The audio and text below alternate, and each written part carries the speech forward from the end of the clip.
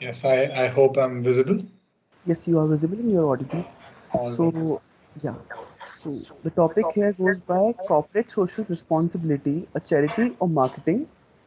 Uh, team code 17A will go for the topic and they'll get 5 minutes to speak. I'll notify you guys once like there's 4 minutes are done and 1 minute left, and then I'll say stop. Post that team 18B or the team 2 will go for against the topic. I'll notify the it will be for 7 minutes. I'll notify them once 6 minutes are done, and then at 7 minutes I'll say stop and post a placard. After that, the first team, that is team code 17A, will again rebuttal their points for next 2 minutes. There won't be any reminder this time. It will just be start and stop, and after that we'll end the debate. Is it fine with you guys? Yes.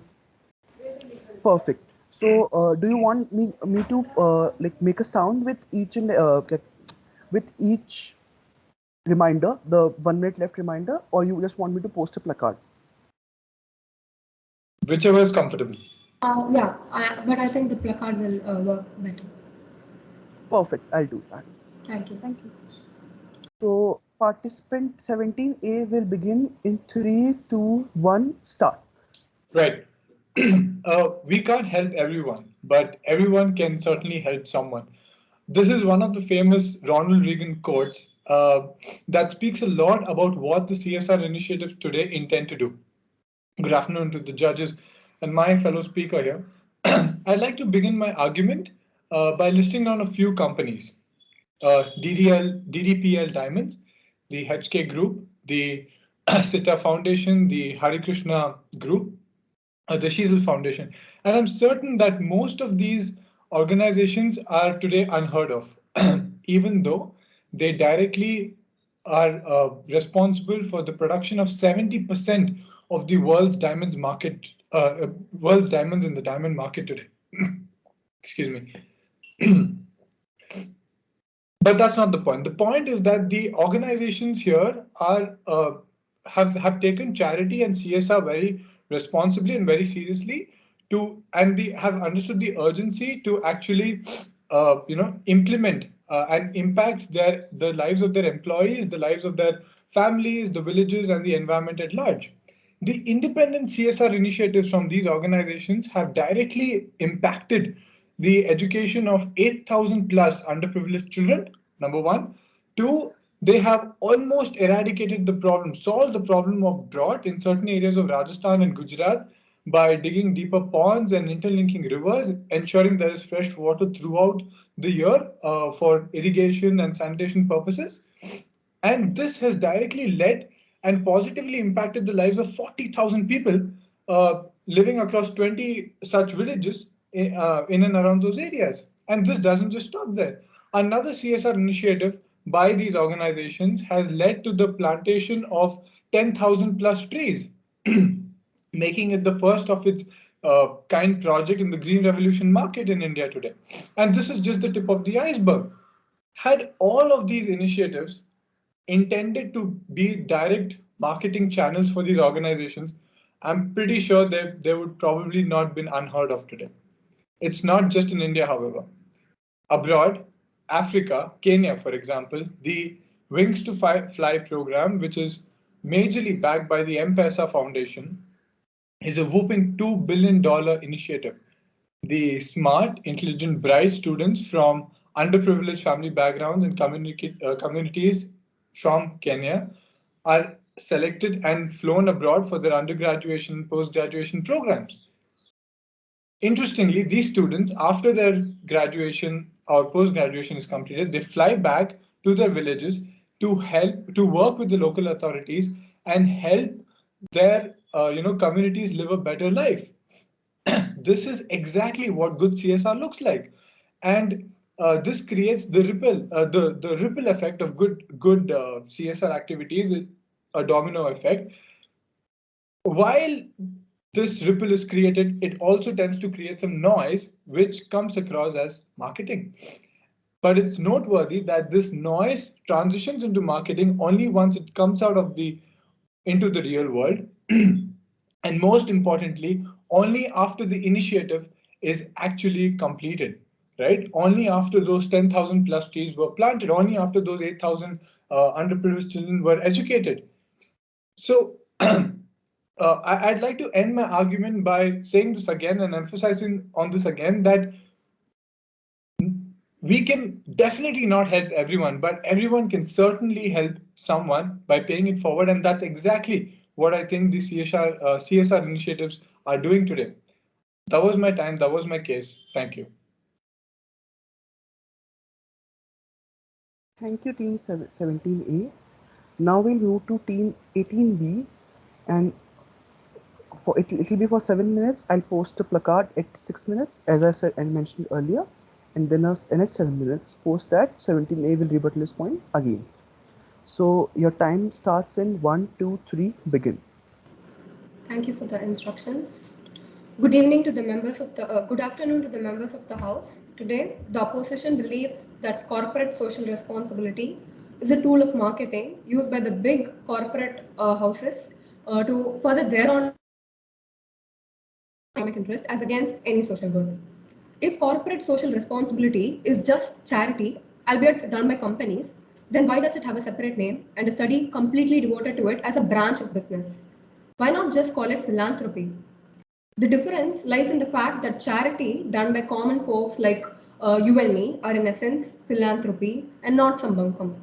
On the other hand, we have a well-managed public relations stunt with a pinch of charity. Yes, I mean CSR, Corporate Social Responsibility. Renowned magazine, The Economist, holds the view that the only obligation of a business is to be economically successful and help the country by adding to the national income. As the free market has mostly failed in the provision of public goods, or rather in simple terms, social welfare. Despite things being in favor of companies making money, because that is exactly what this view holds, if they are still pulled towards the CSR bandwagon, which has no perceivable direct benefit to them, it is only logical that there is some indirect benefit involved, which is not very openly seen to the naked eye. So what is this indirect benefit? It is mainly presenting a friendly face to the public. Though CSR in its modern form emerged out of the horrors of the Second World War, until when capitalists were seen as the worst form of economic evil, I must say it has evolved over the years as a mere tool used by corporate houses to, greenwash their agenda. CSR has lost the purity of its purpose, and today, in the religion of money making and marketing, it is blasphemous for a company to not indulge in CSR today. The very fact that it has almost become a competition between companies has denuded the essence of the activity. In fact, companies, I must say, see corporate social responsibility as a means to hit two words with the same stone. For starters, they have a way to cover up their many practices that society might frown upon. And as a way, the second thing is that they have a way now to be looked upon as socially responsible citizens. But then companies are vying to be seen as socially responsible only to the outside world. As a corollary of this, what follows is that they effectively become better at hiding their socially irresponsible behavior. And this includes lobbying and even tax avoidance measures. And this strategy has worked very well for a lot of companies, leading to them economically flourishing. A good example of this, I must say, would be the case of Walmart, one of the worst companies to work for in the USA, especially if you're part of the lower levels of management, and at the same time, one of the most economically successful companies. Walmart disregards the basic rights of its employees, like, say, a company sponsored medical insurance policy, the right to form unions, and a lot more. And in fact, even it does not walk its talk on sustainable development either, because it has struggled to achieve, or rather, I must say, it has not even tried to achieve the social goals that it has set for itself in the any time in the past decade. And we are free to check this up. Yet, the fact remains that the profit margins of the company has only increased over the years. And companies today are stooping too low, and this is not just exclusive to Walmart. Almost all companies are stooping too low today, and it is absolutely unacceptable that they're calling the basic obligations like providing a hygienic working condition to its employees and medical insurance and education facilities to the children of their employees.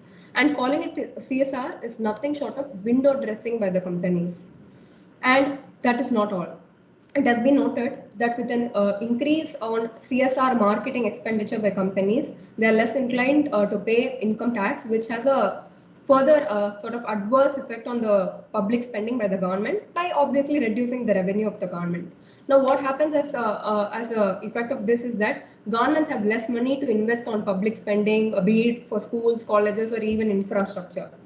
Thus, I think it is quite conclusive that CSR does more harm to society than good, mainly because it is a marketing gimmick of companies. So it is high time that companies stop this public hogwash of using CSR as a marketing tool.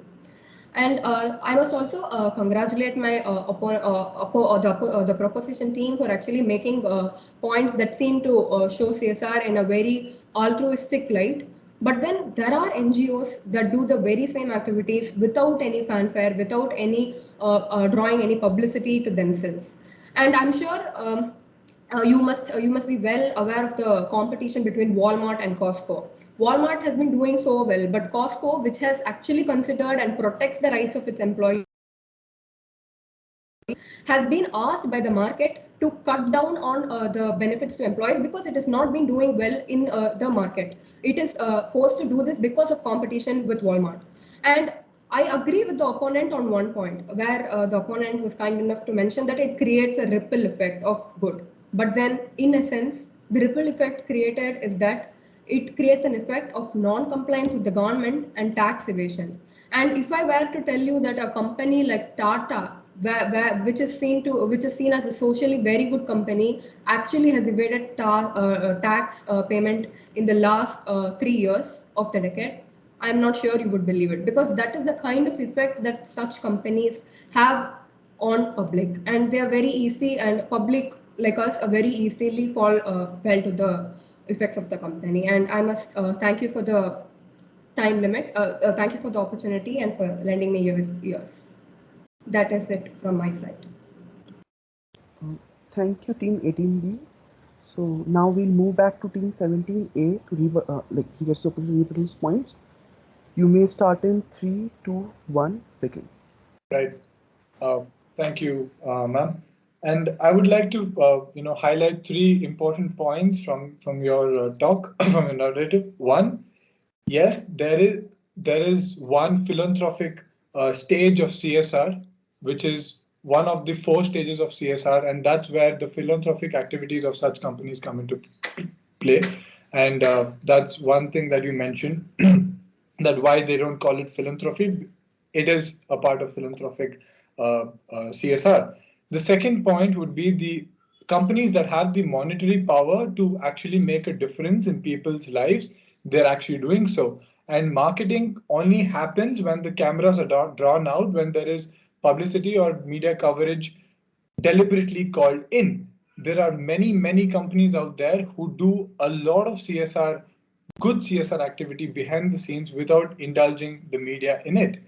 Third point is, yes, there is tax evasion. There are always two sides of a coin, and there are companies. I would agree with you on that point. There are companies who use CSR or misuse CSR for tax evasion purposes, but there are only a handful of such corporates. Majority of them indulge their resources, their time and monetary resources in positively impacting people's lives, like I mentioned. Right. So those were the 3 points that I'd like to rebut upon. Thank you. Thank you, Team 17A. So I suppose this is satisfied with the debate. Thank you for being here, both the participants. If you can, please leave the room and we'll move to the next participants. All right. Thank you so much. Thanks for the opportunity. Thank you so much. Is my voice audible, sir?